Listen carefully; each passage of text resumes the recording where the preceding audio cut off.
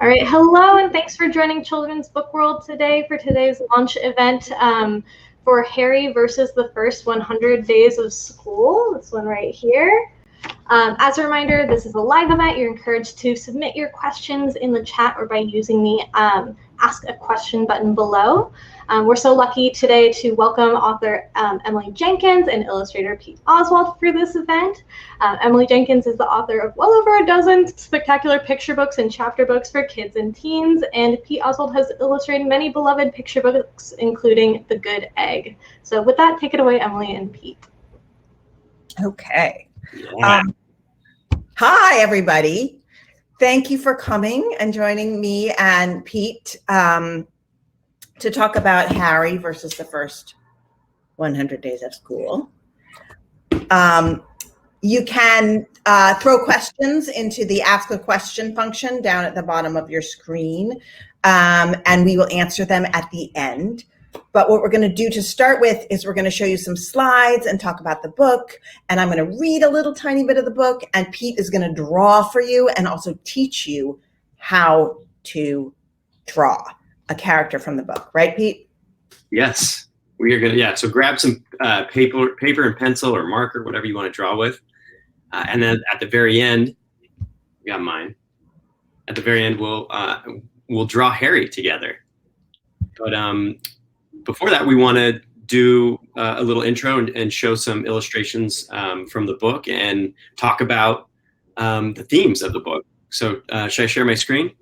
Yes, I think you should. And then we will chat over it. And you guys will just basically be seeing illustrations that Pete drew for Harry versus the First 100 Days of School. So I wrote the words and I wrote the whole story before Pete made these pictures. And we will introduce you to some of the characters and some of the ideas of the story as you look at Pete's art. All right, let me share my screen. I'm excited for the drawing lesson because I don't know how to draw Harry. I left all the drawing to you. We will teach you. Okay, good. We're going to do this all together, right? Okay. All right. So hello, everyone. Hello. As you can see, there's Emily and there's myself. I'm Pete Oswald. And these are photos of us when we were kids. And I think the reason we wanted to show these images, these photos, is to share that we're grateful and lucky enough to do something that we love. I've been an artist, since I can remember. And my mom was an art teacher and would teach art lessons from our basement. So I'm super lucky to be drawing illustrations and sharing my visual ideas with everyone, with all of our friends. And Emily, I know you wrote a lot growing up, right? I did. I went to a school where we were given a little blue blank notebook, and every time you finished the notebook, you got a new one. And when this picture is me at about 7 years old. And when I was like 7, 8, and 9, I was always the person who filled the most blue notebooks over the course of the school year. And I would have this enormous stack of blue notebooks filled with stories. That's great. That's good that you wrote in the notebook, because I remember getting in trouble for drawing on the wall. So I just like to draw on everything. And I think one day I ran out of paper and I drew on the wall and we're not supposed to draw on walls. So I learned my lesson. You could draw on your wall now. I feel like you probably have. Yeah. I mean, my wife might have an issue, but that's fine. Yeah. All right. So let's talk about Harry and versus the First 100 Days of School. This is the cover of our book. We're so excited to have everybody here and for us to share it. Me personally, I'm really excited about this book because it's my first time collaborating with Emily. I'm a huge fan of hers. And this is also my first chapter book illustration project. So usually I do picture books like The Bad Seed, The Good Egg, The Cool Bean, and soon the Smart Cookie, and there's some other ones coming. But I'm really excited to share these illustrations and the story. And we'll talk about the themes of the book. Yeah, and what you're seeing on the jacket is a picture of Harry, obviously at school. But I want you to notice a couple things about him. The most important thing is the keychain that's hanging off his backpack. And you're going to see a little more about this keychain, but it's a keychain of his favorite character from his very favorite video game. And the video game is called Fluff Monsters. And if there's anything I want you to remember about this book, it's that there are fluff monsters in it. So he's obsessed with this video game called Fluff Monsters. He plays it on a tablet, and they're basically monsters who are super, super fluffy, and they go womple womple when they run. And there are a bunch of them, and they have different funny names. And the very favorite one is Gargar, who is striped like a bumblebee. So Harry is wearing his special new Gargar keychain attached to his backpack for his first day of school. So cool. I love those characters. All right. So, let's get into kind of the themes of the book. I remember my first day of first grade. Even though I'm an adult, I'm in my 40s now, I still remember those first day jitters. And Emily, I remember the first time reading the manuscript, it hit home so close to heart, and all those emotions started coming back to me. And I remember a similar situation like this where I was going to bed the night before talking to my mom. We're all a little anxious on our first day of school, and we got everything packed. There's the bag and our lunchbox and our pencils, and everything's ready to go. Emily, I love that idea of kind of the first day jitters. Yeah, I definitely, even still, when I go to school as a teacher, I sometimes teach creative writing. I get first day jitters. I really do. And there's something fun about the first day of school, and there are things you look forward to, but you can also feel very nervous. And I wanted to write about how it feels when you don't know who's going to be in your class, and you don't know who your teacher's going to be, or what the vibe is going to be like in your new classroom. So Harry's feeling very worried about it at the start of the book. One important character is the older sister of whose name is Charlotte. So in this picture, you can see that Harry and Charlotte and their mom, who's in the back, letting them walk ahead. They live in Brooklyn, New York, and that's where I live, and that's where my kids have grown up. They go to public school in New York City, and so do Harry and Charlotte. And the public school that they go to is based on kind of a mishmash of schools that my kids have gone to. And they're walking to school, and you can see that Harry is a little bit nervous, and Charlotte is maybe feeling more confident. And I love the idea that these characters are real, right? These are real emotions. They're not specific people, but we wanted this story to have a human handcrafted feel to it, with real emotions and this idea of him going to school. And so I wanted the art style to feel handcrafted as well. So I made these watercolor brushes and wanted the art to feel handmade, because these characters felt so real to me. So you did it on the computer, but with Correct. brushes that you'd made that give that more handmade, like a watercolor feel, and give it more tactile. And you have some of those happy accidents when you're painting with traditional art and getting those types of materials. I thought that was really important to relate the art style to the themes of the story. Yeah, it really has that, it has a cozy, warm feeling all the way through. This is one of the first pictures that Pete did for the book, or at least one of the first that I saw.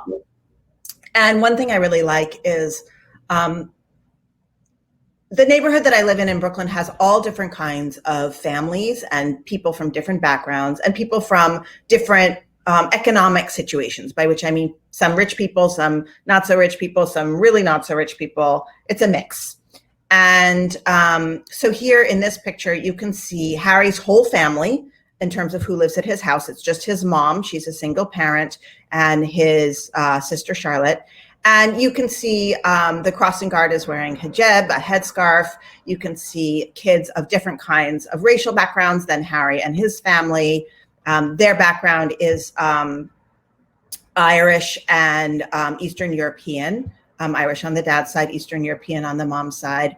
And so to me, it is part of what I wanted to represent was a community where people are of different religions and different kinds of backgrounds and different economic situations. And it's not always super easy to come together, but at least some of the time people do come together and kids play together and families get to know each other. And that has been one of the delights of living where I live. Yeah, that's, Brooklyn, because the story is set in Brooklyn, we really wanted to make it feel authentic. And Emily's text is full of so many specific details, and it just makes it, you immediately go to that place and you can feel it. And I think even first time when I read it, I could smell these smells and hear the sounds of the traffic, and so we really wanted this kind of immersive experience while reading the book. Right. And the book has tons of pictures. That's one thing I also really like. Not all chapter books have color art on almost every page, but this book does. Oh, here's Mason. Mason is shown here. Mason is Harry's best friend, and he's shown here with two things that are important to him. One is his favorite hedgehog shirt, which he really likes and would like to wear every day, but it's not always clean. And his toy horse, whose name is Ice Cream McGee. I love the toy horse. I had one kind of like that. Yeah.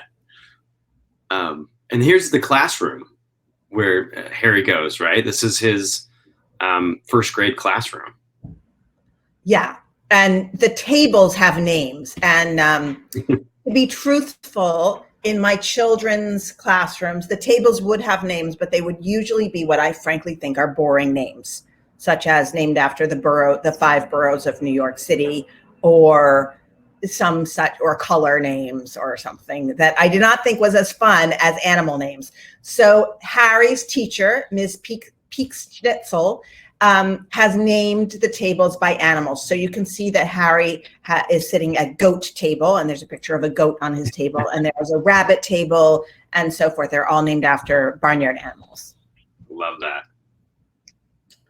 So most of the story is about these kids who sit at goat table. There's 6 kids at goat table. So there's Mason and Harry again, misbehaving a little bit. Probably not doing what they should be doing, right? No, they're having a battle with their math implements. Oh, these characters are some of my favorite. And as Emily stated earlier, these are the fluff monsters. And Harry loves this. He's obsessed with this video game with these characters on it. And if you remember the image we showed of him in his bedroom, he has a lunchbox with the fluff monsters on it. He has a nightlight, his little keychain on his backpack. These are all really, really cool monsters. And Emily, they all have very specific personalities and names, right? Yeah, that's oh, now I'm going to get them wrong. But Bumpus is the purple one, right? And Gar is the yellow and blue and black striped one. And then the one in the top hat is named Zigo. Yep. And then there is Gorf. And I'm going to forget the last of the names. I feel terrible. But anyway, they show up also in the kids' imagination play. So sometimes they do Halloween costumes, which I think you'll see later in Pete's slides. And they just imagine and play and learn to draw the fluff monsters. So they kind of penetrate the kids' imagination play throughout the story. And they're all female too, which is really cool. No, somebody's male. There's one of them is Bumpus. Bumpus is male. Bumpus is male. Okay, yeah. That's so cool. And I love the idea of play. We talked about the play, and that's what Harry does with Mason, right? They dress up the dog. I think that's such an important part of growing up is having that open play, and imagining anything really. Yeah, and I think that's what I was trying to capture. This book has very short chapters, so it is long for a chapter book, but that is because we are taking you through all 100 days of Harry's first year of his only year of first grade and first year of big kid school. And So the chapters are little itty bitty short chapters, and sometimes, and there is a story of things that happen and relationships, but there's also a lot of curriculum connections, things that the teacher does, and how Harry feels about that, and how he grows and develops as a brain during the course of the year, and also the imaginary games that they play together. And Mason is obsessed with his dog Pebble. He's so cute. Uh-oh, this guy. This is Wyatt. He's a little bit of bad news. Yeah. Wyatt. But he challenges Harry in many ways, and I think you'll see it at the end that it turns out good, right? Yeah, my dad read this book. My dad is 80 years old, and he called me the other day, and he doesn't always read my stories because they're not for people who are 80. But he did read this whole book, and he called me. He's like, you know who I really like? I like Wyatt. He had a lot of feelings about Wyatt. He was thinking about Wyatt's family and what. So I think that hopefully we did it right, and Wyatt is both a challenging person for Harry to be in the class with, is sometimes a little scary, but is also sometimes very funny and sometimes has good ideas for games and can tell a good booger joke.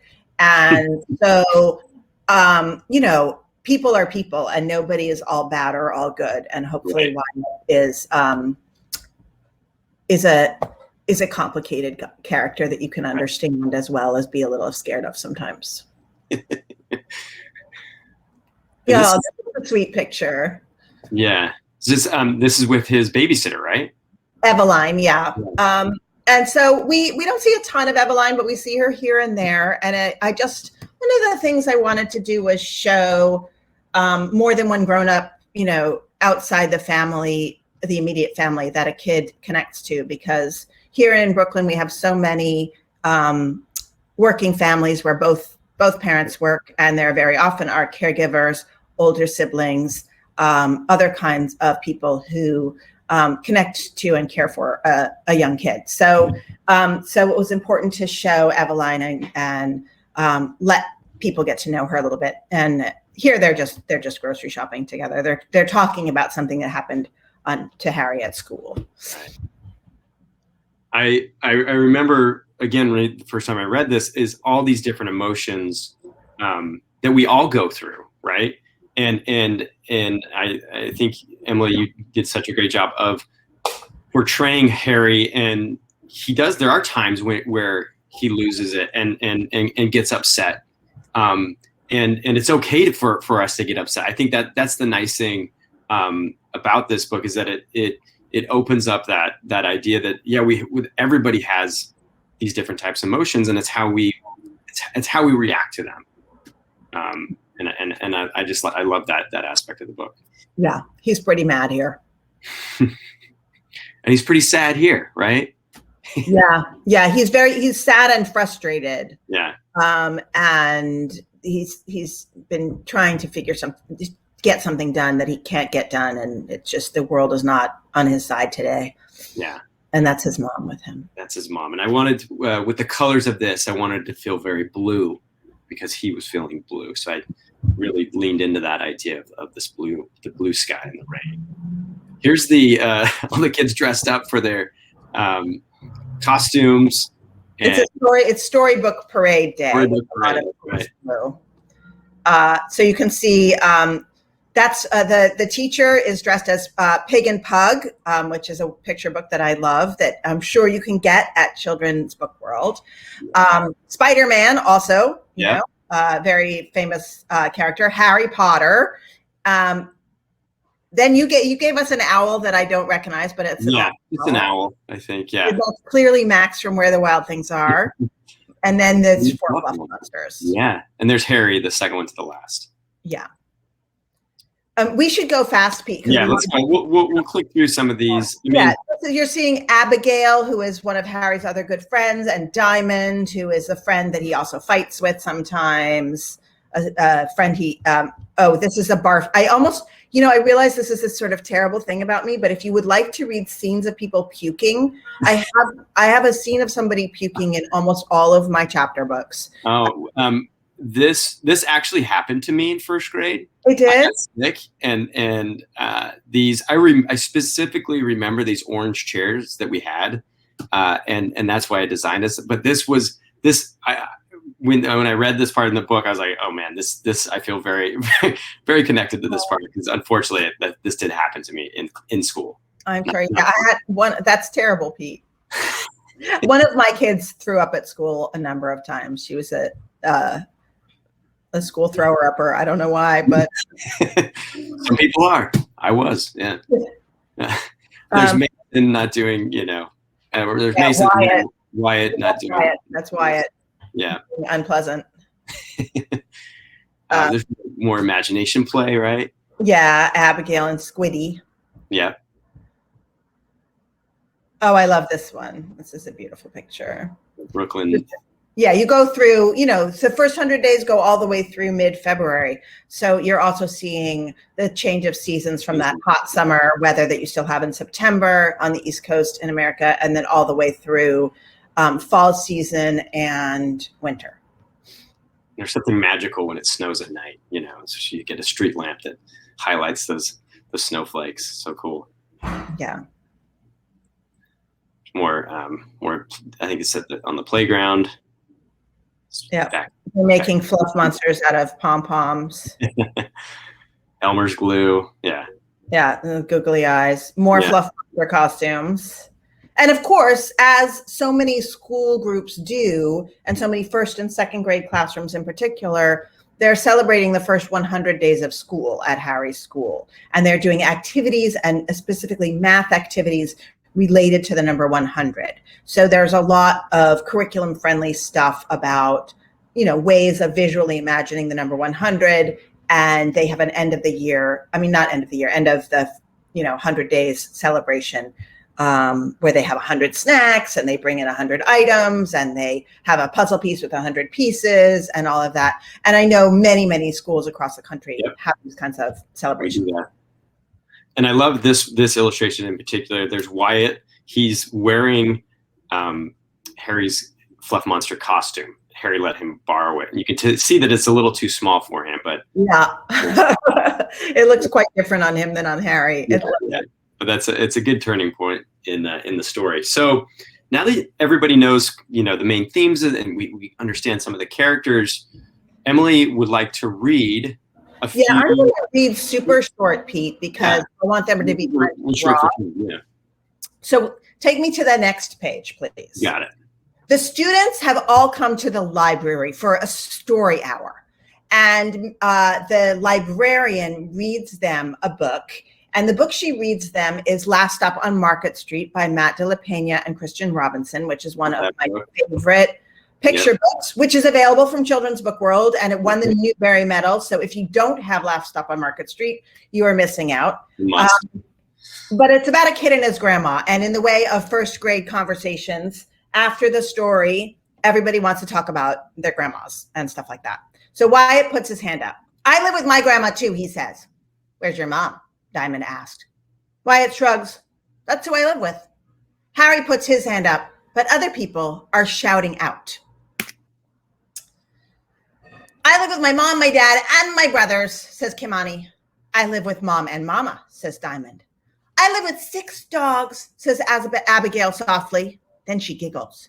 Harry wonders if she is joking or pretending. I wish I lived with 6 dogs, says Mason. We'll talk about our families tomorrow, says Mrs. Peek Schnitzel. Right now, it's time for everybody to choose a book. Right, Miss Telecherry? Harry finds a book that shows a boy in a wrestling costume on the cover. Inside are pictures of weird, silly monsters. It looks so fun. He is totally taking it home. And that, by the way, is Nino Wrestles the World by Yuji Morales, and probably available at Children's Book World, and one of my favorite picture books. The teacher asks about people's families. I live with my husband, Carl, and my mother, she tells them. Where are your children? Asks Mia. They're grown and moved away. Harry puts his hand up. I live with my mom and my sister, he tells the class. He wants to explain that his dad lives far away in Boston and that he can't even remember when Daddy used to live with them. But there isn't any time because Amira calls out, I live with my mom and dad. I live with my dad and my sister, says Jaden, and then with my mom and my sister when it's a different week. I live with mom, papa, and my dog Pebble, says Mason, and my birth mother lives in Ethiopia. Some kids live with only one grown-up, some with 2 or even 3.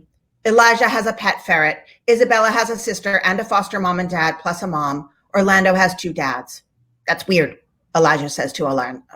Not any weirder than a ferret, says Diamond. Yeah, says Orlando. Ferrets aren't weird, says Elijah. Nobody's family is weird. All families are just families, says Miss Peak Schnitzel. Peak Schnitzel, I can never say her name. Her voice sounds final.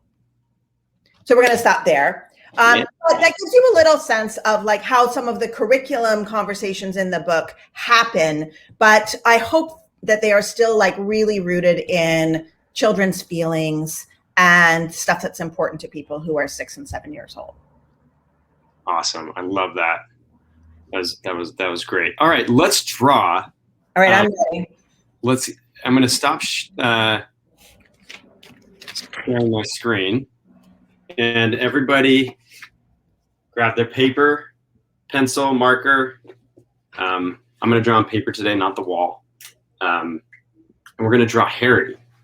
So the first thing we're going to draw is Harry's head. And he's a little more complicated than some of the other characters I draw.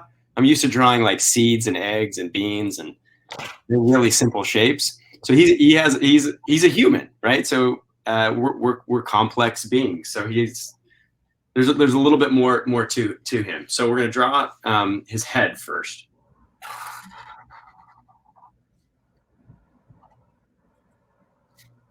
And connect one of his ears.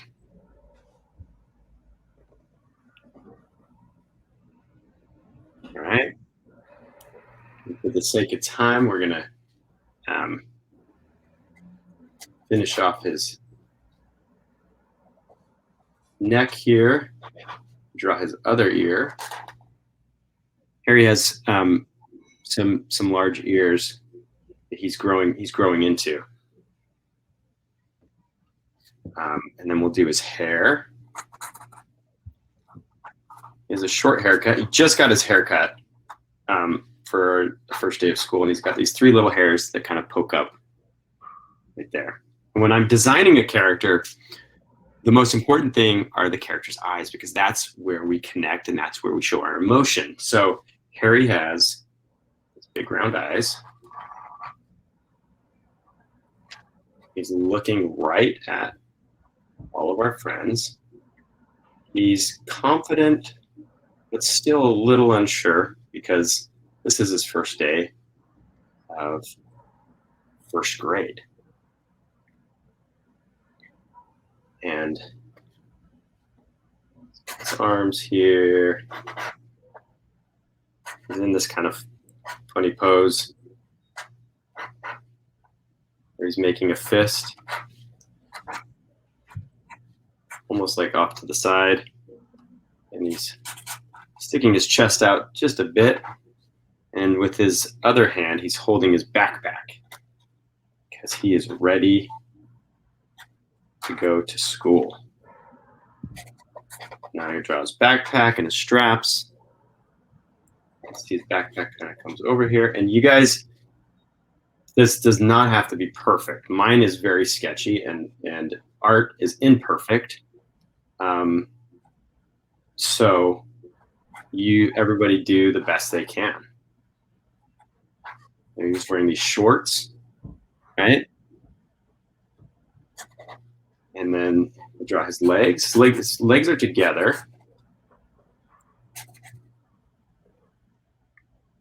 And he has one sock that is down, one sock that is up. I love asymmetry when designing characters.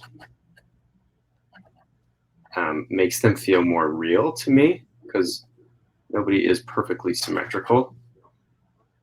And then the last thing I'm going to draw is his fluff monster that's hanging from his backpack on a little keychain. So just draw a circle, got 2 little dot eyes and a little smile, and you can do some fuzz coming off, some fluff coming off buck monster with legs and arms. And there is Harry. I love it. I drew it, but it doesn't quite look the same. I love it. Oh my goodness. But it's the closest I could have gotten. I got really bogged down with my arms. Yeah, the arms are tough, you know, especially this because I feel like that's where I was going into 3 dimensions instead of flat. Yeah. You know what I mean? Yep. Then I'm like, yeah. If you all drew Harry, I hope you, you know, if you have a social media, you could post it, and we would love to see it. Would make us so happy. I will post my embarrassing one for people to see. So that would be amazing. So we are just about out of time, right? Children's Book World? Just about. But I did, before we go, want to get one of our questions in there, because I think it's going to be the one that is probably most important for some of our younger viewers. And that is, do you two have any advice for kids who might be in the same situation of Harry as, going into their first day of school and maybe being a little bit nervous about it this fall? Yeah, I do. I think one of the hardest things is to just say hi. The first, like, hi, how you doing? It doesn't matter what you say, you know, even if you just wave. Everybody is nervous. That is one of the nice things about the first day of school, is you actually know everybody in the room wants to make friends and is nervous. And therefore, if you can be the person who waves or says hi, the other person is going to feel relieved and good, right? So I think sometimes it helps to think, I'm going to be somebody who makes other people feel good today, rather than, oh, I'm scared, or, oh, will other people be nice to me? If you can just do that tiny bit of, you know, even if it's just handing someone a pencil or a book or whatever's happening, do a million tiny reach outs, and you will make everybody's day better, including your own. I love that. And it is so true to say hi and to reach out, and you immediately feel better when you say hello to somebody. And one thing that I do, even now as an adult, I try to take 3 deep breaths. So breathing is very, very important. I feel like even just taking 3 big deep breaths and knowing that it's going to be okay and we're all resilient, we've been through, you could do this. I think that's super important, to breathe. Yeah. I think those are great pieces of advice for the first day of school. Take some deep breaths and say hello. That is awesome. Well, thank you both so much for joining us. Thank you to everyone who is watching today, everyone who ends up watching the replay as well. And if you haven't gotten your signed copy yet, you still can, from the button at the bottom here that says get your signed copy. Those up until the end of this weekend, you can still get them, order personalized copies as well. So thank you both for joining us. Is there anything else that you wanted to add before we wrap up? No, just thank you. Yeah. Oh, I was going to add that the books I mentioned, Nino Wrestles the World, right, by Morales, and Last Up on Market Street by De La Pena, those really would not hurt your collection at all. They are joyful and wonderful reads. So. Wonderful books. We love them too here. Those are great recommendations. Okay, thank you for having us. Yeah, thank you so much, Children's Book World. Thanks, everyone. Thanks, everyone. Have a great rest of your day.